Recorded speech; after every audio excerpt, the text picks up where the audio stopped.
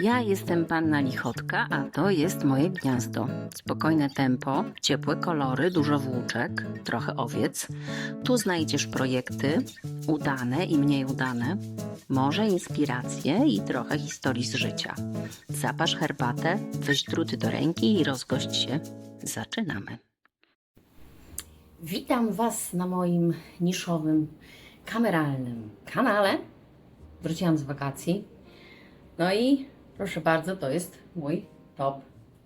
Top z wełny owczej, zrobiony na lato. Powiem Wam, że są pewne opory przed założeniem go w taką pogodę jak dziś, bo oczywiście znowu jest upał, tylko wróciłam z wakacji, już jest upał. No ale mam testować, to testuję. Skończyłam go będąc nad jeziorem, natomiast nie zablokowałam go tam, ponieważ nie miałam specyfiku do prania, więc postanowiłam, że dokończę to w domu. No, nad jeziorem nie było aż tak gorąco, więc spokojnie można było by w nim nawet chodzić, tak? Teraz jest aktualnie w Mazowieckim 30 chyba 5 stopni, więc jak to zakładałam, to się chwilę zastanawiałam nad tym pomysłem, czy to dobry pomysł, ale powiem Wam, że jak już się go założy, to no, nie jest jakoś specjalnie bardziej gorąco. We wszystkim jest dzisiaj gorąco, tak? Nawet jakbyśmy się przywdziały na siebie lniane, jakieś giezły lniane, no to i tak będzie nam gorąco i tak, bo po prostu jest przerażająco gorąco. No i teraz tak, top został wykonany z wełny, oczywiście częściowo od raumy, a tutaj mamy, zdaje się, połączenie z owczą polską. Wygląda w ten sposób. Kiedy go zrobiłam, był troszkę bardziej obcisły i odrobinę krótszy. Wiadomo, zrobię Wam może jakieś zbliżenie tego, ale muszę się odsunąć, żeby mnie było widać. Robiłam go oczywiście bez wzoru, bo wiadomo, po co komu wzór. Robiłam go sobie od dołu i jechałam do góry, rozdzieliłam i tutaj sobie zrobiłam taki dekolt. Nie chciałam, żeby był za duży, chociaż miałam nadzieję, że jednak się wyciągnie bardziej tutaj. Może przy następnym praniu go po prostu tutaj troszkę podciągniemy. Z tyłu są takie większe plecy. Może go spróbuję założyć odwrotnie, ale tutaj jest ewidentnie tego, więc nie. Jak widać, są połączenia włóczek, które będę twierdzić, że są kompletnie zamierzone i planowane. No, oczywiście nie były, ale zaczęłam od takiej różowej, tak, później polecieliśmy białą. No i o co chodzi? Chodzi o to, że robiłam to na drutach 6,5, ten top, więc jest luźny, przewiewny, taki ten biały jest nieomal ażurowy. Natomiast jak dojechałam tutaj do góry, to stwierdziłam, że no jednak mimo wszystko nie chciałabym, żeby mi prześwitywała bielizna, więc przeszłam na druty 5. Nie, 6, na druty 6, więc nadal jest to, są to grube druty, ale takie już, może jakoś to wygląda, nawet tak sobie teraz myślę, jak już to jest zablokowane i wszystko jest zrobione, że mogła pójść jeszcze dalej, mogłam w ogóle wziąć jeszcze grubsze druty. No wszystko przed nami, ponieważ ten top się robi bardzo szybko. Musiałam go jednak z siebie zdjąć. No może na 35 to jednak wełna owcza nie, chociaż słuchajcie, jak tak sobie pomyślałam nad tym, przecież jak ktoś żył na Islandii i miał tam bardzo dużo owiec, za to ani jednego pola bawełny, nie mówiąc o lnie, no to przecież latem, jak musiał w czymś chodzić, no to siłą rzeczy ten wybór padał na tę wełnę owczą, prawda? Więc to nie jest niemożliwe. Dobrze, a teraz chciałam powiedzieć o tych drutach. Tam wrzucałam jakąś chyba informację gdzieś, a nie, wrzucałam tylko komentarz. Ponieważ wszystko było robione na tych drutach Royal od Knit Pro z tą ruchomą żyłką i z tymi drutami była taka historia, że ja je kupiłam w marcu w sklepie, który się likwidował i zaczęłam nimi przerabiać dopiero tak naprawdę w czerwcu. I co się wydarzyło? Tu Wam wstawię, co się wydarzyło. Mianowicie zaczęła odchodzić z czubka emalia. To zaczęło się tak zadzierać, spod spodu zaczęło przezierać takie złote, tak, ta spodnia warstwa. No i ewidentnie, gdyby to tylko po prostu zeszło, było złote zamiast srebrnego, no to jeszcze pal licho. Natomiast to zaczęło zadzierać o dzianinę, tak, a to było już nieakceptowalne. A zatem postanowiłam zgłosić reklamację do tego sklepu, no bo to minęły 3 miesiące. Sklep odpowiedział mi, że oni już przekazali przedstawicielstwo NIT-Pro na Polskę do innego partnera, tak? To akurat był sklep Kokonki. I żeby do nich napisać, więc napisałam, ale powiem Wam, że bez specjalnej nadziei, bo ja jestem chyba raczej pesymistką. Po prostu napisałam, wysłałam zdjęcia, co się wydarzyło, no i tyle. Pomyślałam, że odpiszą mi na przykład, że bo to była tam, nie wiem, ostatnia partia, albo to inny sklep sprzedał, więc to nie my i w ogóle nie. Otóż nie. Nie tylko dostałam błyskawicznie, ekspresem do wybranego paczkomatu, jak akurat byłam nad jeziorem i tam dotarło, nowe druty NIT-Pro, dokładnie tej samej długości, grubości i te takie same royale, ale dostałam też gratisy. Zostałam potraktowana po prostu po królewsku i każdemu życzę takiej obsługi. Gdyby przedstawiciel innych firm, szczególnie tych, które produkują nam zmywarki, pralki, suszarki i tak dalej, tak podchodził do tematu, to naprawdę ludziom żyłoby się lepiej. W każdym razie dostałam tutaj gratisy, tam znaczniki, takie fajne blokerki, ale dostałam też, słuchajcie, rzecz, i nie umiem jej zupełnie przyporządkować do celu, takie koraliki z dziurką. I nie wiem, czy to są koraliki ozdobne, czy to może być... Nie, na pewno nie jest to znacznik. Co ja mam z tym zrobić? Może wiecie, do czego są takie koraliki? Czy to tylko do ozdoby? Mogę sobie na jakimś pasku albo troczku je na końcu zainstalować? Nie wiem. W każdym razie obsługą jestem zachwycona. I tak jak z kokonkami różnie, no bo ja tych ich kokonów to tak różnie. Natomiast jeśli chodzi o akcesoria i o obsługę przede wszystkim sklepu, tak? No to polecam. Polecam gorąco.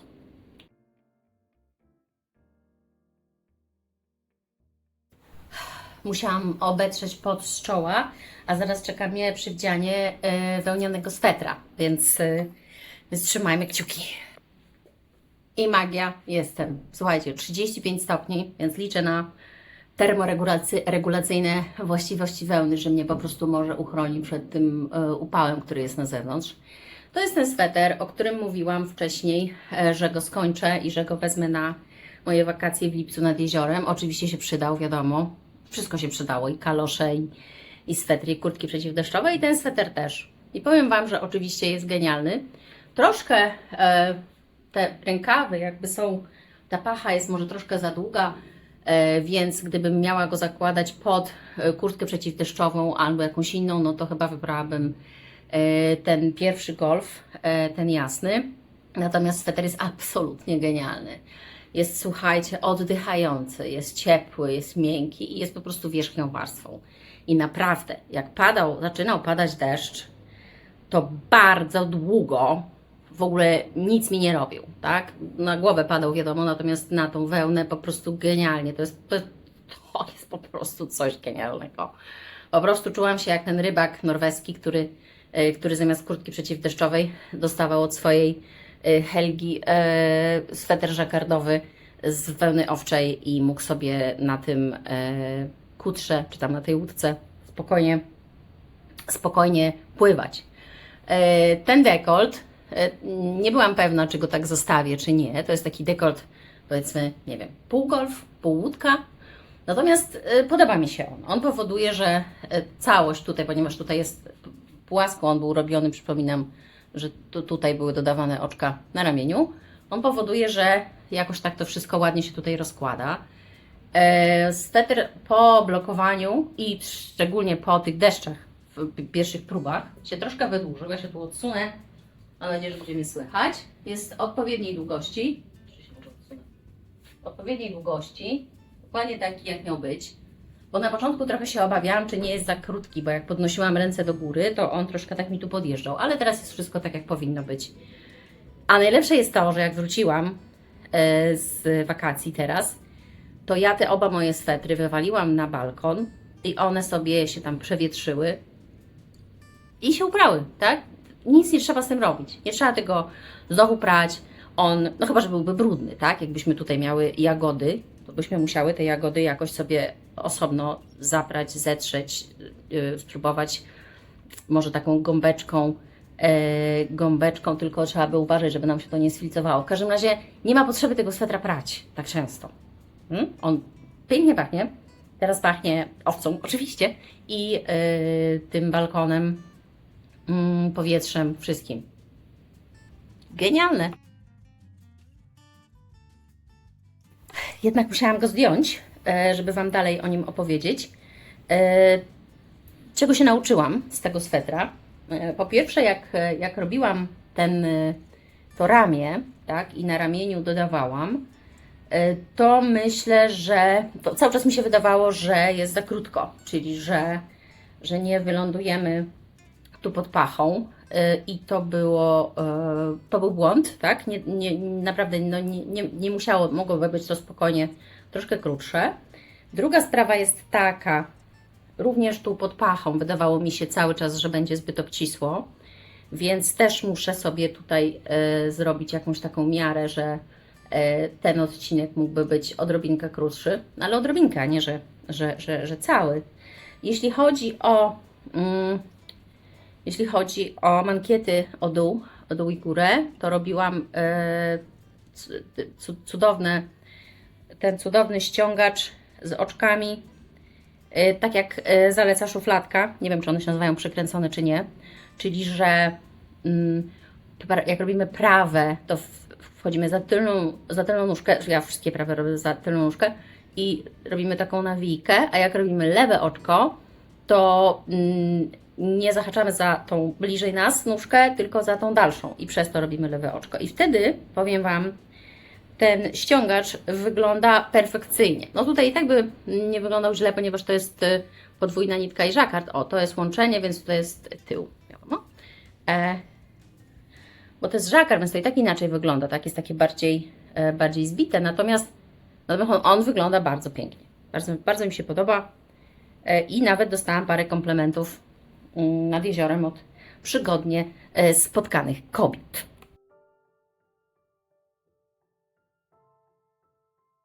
Co było dalej? Dalej skończyłam top, tak, ten letni, będąc na wakacjach. Miałam ze sobą tylko druty 6 i 6,5 i miałam resztkę włóczki, właściwie wełnę głównie. Miałam resztkę raumy i raumy i jeszcze kawałek czegoś owczego z Podhala. No więc co wykonałam? Postanowiłam wykonać oczywiście skarpetki. Na tych grubasach, słuchajcie, na 6,5, oczywiście wzięłam sobie tutaj więcej nitek. Najpierw zrobiłam tę skarpetkę, która może nie wygląda, ale była już prawie perfekcyjna, to znaczy by miała tutaj, ona jest zrobiona od palców i jest pięta, która jest prawie doskonała, tu takie coś jest, no i jest góra i jest zamykanie oczek, o którym zaraz opowiem. No, niewyględna ona jest, mimo że już jest zablokowana, ale za to jest fajna, natomiast ona była prawie dobra. I tu zużyłam motek tej raumy, którą miałam. No, a potem mi zostały już inne wełny, więc zrobiłam drugą skarpetkę kompletnie inną. Kto mi zabroni? Ale już słuchajcie, ta skarpetka, mogę ją nazwać skarpetką idealną. Jest to skarpetka perfekcyjna, jest to skarpetka na moją małą stopę, jest to skarpetka, która jest idealnie wyprofilowaną, ma piętę. Pięta nie jest taka wypukła, ale generalnie chodzi o ten moment z zakrętu. I też jest, na górze jest tam ściągacz i też jest zamknięta. Ja Wam zaraz jeszcze powiem, tutaj się różni to zamykanie, bo chodziło mi o to, aby uzyskać elastyczność tutaj na górze, ale nie przesadną, żeby to nie było luźne, żeby trzymało, ale żeby nie było takie bardzo obcisłe, żeby można było tam przycisnąć stopę, nawet taką małą jak moja. Wiadomo, że skarpetki raczej robimy na mniejszych drutach, na cieńszych, z cieńszej włóczki albo wełny. I owszem, też będę próbować, natomiast na razie jestem skalibrowana perfekcyjnie pod skarpetkę na druty 6,5. I powiem Wam, że jest ona oczywiście cudowna i wygodna i ciepła. I ta jest, ta perfekcyjniejsza jest nieznacznie gęstsza, czyli tutaj nic nie ma, żadnego przewiewania. A ta skarpetka ma trochę luzów, bo ona była robiona jedną nitką raumy, Fivel oczywiście. Bo chciałam zrobić taki test, jak to będzie wyglądało, czy będzie bardzo ażurowa, czy będzie na przykład zimno, chociaż teraz tego nie sprawdzę. I co się stało, słuchajcie. Ktoś, kto nigdy nie robił nic z włóczki, z wełny rauma, z wełny owczej, ale chodzi mi konkretnie o tą raumę, akurat w moim przypadku Fivel, nie jest w stanie sobie wyobrazić, szkoda, że nie zrobiłam zdjęcia przed blokowaniem. Ta skarpetka wyglądała zupełnie inaczej. Ta wełna, ta owca, po namoczeniu, po zablokowaniu, po upraniu, ona po prostu wypełniła wszystkie te fragmenty. Ona się zrobiła miękka, jak kaszmir. Ta skarpetka jest puchowa. Jest po prostu czuć, że ona tutaj się, jakby dotykamy najpierw do warstwy, która będzie dla nas miękka i przyjemna i w ogóle piękna. Bardzo ładnie wygląda całość. To było robione zwykłym ściegiem pończoszniczym. Tutaj na górze chciałam zrobić jakiś tam próbę 2×2, ryżu 2×2, ale nie wygląda tak ładnie. Natomiast co chciałam powiedzieć o tym zamykaniu oczek. Zaraz. Musiałam otrzeć pot z czoła. Żeby to zamykanie oczek nie było takie ścisłe, żeby to było chociaż odrobinę elastyczne. Czekajcie. Nieważne. To zrobiłam po prostu przed samym już zamknięciem końcowym. Zrobiłam rząd, w którym zrobiłam narzuty, czyli przerabiałam narzut, a potem to wszystko razem zamknęłam. I w tej skarpetce zrobiłam te narzuty, tak jakbyśmy chciały robić ażur w swetrze. W związku z tym ona ma takie, no widać troszkę, dziurkę może, troszkę, ale mało. A w tej drugiej skarpetce już postanowiłam, że będzie inaczej, żeby nie było dziurki, no bo jednak jak robię skarpetkę na drutach 6,5 z wełny, to może dziury nie są wskazane. Zrobiłam te narzuty po prostu inaczej w tą drugą stronę i zamknęłam. I powiem Wam, że wyszło bardzo ładnie. Zrobił się taki atrakcyjny rancik tutaj na górze tej skarpetki. I w ogóle muszę pochować oczywiście te nitki. I to jest naprawdę fajnie. Jestem bardzo zadowolona z tych skarpetek. Jeśli sobie przypomnicie, te kilka z Was, które oglądało wcześniejsze odcinki, że ja mówiłam, że nie jestem skarpetkowa i że skarpetki to nie ja, no to muszę powiedzieć, że zmieniłam zdanie, ale to zdanie się zmienia z czasem, z biegiem, tak? Z biegiem czasu, z doświadczeniem, z kolejnymi skarpetkami możemy dopiero powiedzieć, czy jesteśmy skarpetkowe, czy nie. Co dalej? Wakacje trwają, chociaż już jest dzisiaj 6 sierpnia, więc właściwie można powiedzieć, że jesteśmy po półmetku, zbliżamy się do końca. Te z Was, które mają jeszcze urlop zaplanowany, oczywiście niech go wykorzystają. Niech spróbują się wyciszyć, odnaleźć eudaimonię, moje ostatnio ulubione słowo, czyli równowagę, tak? Równowagę między światem zewnętrznym a nami, między tym, co jest, a tym, co byśmy chciały, żeby było, tym, co się zdarzyło. Pamiętajcie, że nie mamy wpływu zasadniczo na większość rzeczy, więc nie ma sensu się nimi przejmować, a nie możemy przestać wątpić, że świat jest dokładnie taki, jaki ma być. Jeśli chodzi o inne moje projekty, to tego jeszcze nie sprułam, mimo że zapowiadałam, że ostatnio, że spróję. Miałam w związku z tym jakąś myśl, ale już nie pamiętam jaką, ale na pewno nie, żeby to kończyć, ale żeby jakieś tam wyciągnąć z tego nauki. To też jeszcze jest cały czas, zobaczymy. Na razie w związku z tym, że byłam w rozjazdach, no to nie brałam tych długich drutów, więc na razie je trochę porzuciłam, ale nadal bardzo, bardzo je lubię i oczywiście będę na nich na pewno robić. Na tych, słuchajcie, royalach moich ulubionych jestem.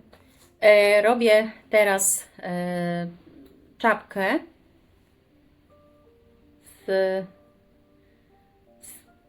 to nie jest czysta wełna, są to generalnie takie mieszanki, jest dużo wełny, dużo innych rzeczy. I wykorzystam też taką tutaj Erula od Nako. To jest jeden z motasów, które przywiozłam jeszcze z Turcji.